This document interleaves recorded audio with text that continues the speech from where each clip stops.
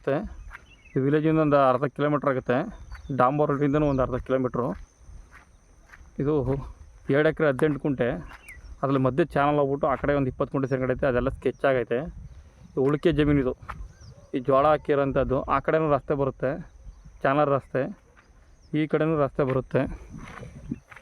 2 ಕಡೆ ರಸ್ತೆ ಇದು. ವಾಸ್ತುಗೇನು ತೊಂದರೆ ಇಲ್ಲ, ಕರೆಕ್ಟಾಗೈತೆ ವಾಸ್ತು. ಪ್ಯೂರ್ ರೆಡ್ ಸಾಯಿಲು, ಜೋಳ ಹಾಕಿರೋಂಥ ಜಾಗ. ನೋಡಿ ಕಾಣಿಸ್ತಾ ಇದೆಯಲ್ಲ ಹಂಗೆ ಉದ್ದಕ್ಕೆ ಏಕ ಅಲ್ಲಿವರೆಗೂ. ಮತ್ತು ಹಂಗೆ ಬಂದು ಆ ಮರ ಕಟ್ಕೊಂಡು ಹಂಗೆ ಬರುತ್ತೆ. ಒಂದು ಕಡೆ ಫೆನ್ಸಿಂಗ್ ಆಗಿದೆ, ಇನ್ನೆರಡು ಕಡೆ ಹಾಕಬೇಕಾಗುತ್ತೆ ಫೆನ್ಸಿಂಗು. ಸೂಪರ್ ಜಾಗ ಮಾತ್ರ. ರೆಡ್ ಸಾಯಿಲು, ಮಳವಳ್ಳಿಯಿಂದ 12 ಕಿಲೋಮೀಟ್ರು. ನೋಡಿ ರೋಡ್ ನಿಮಗೆ ಇನ್ನೂ 500-600 ಅಡಿ ಬರುತ್ತೆ ರೋಡ್ಗೆ. ಸೂಪರ್ ಆಗಿದೆ ಜಾಗ ಮಾತ್ರ.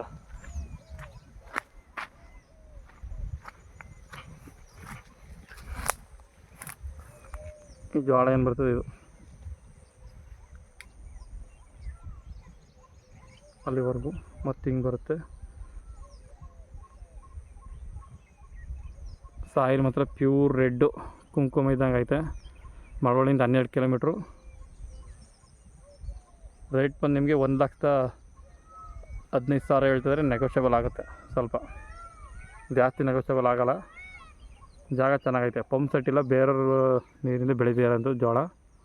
ಇದೆಲ್ಲ ಒಳ್ಳೆ ವಾಟರ್ ಸೋರ್ಸ್. ಮಳವಳ್ಳಿಯಿಂದ 12 ಕಿಲೋಮೀಟ್ರು. ಡಾಂಬರ್ ರೋಡಿಂದ ಒಂದು 3/4 ಕಿಲೋಮೀಟ್ರು.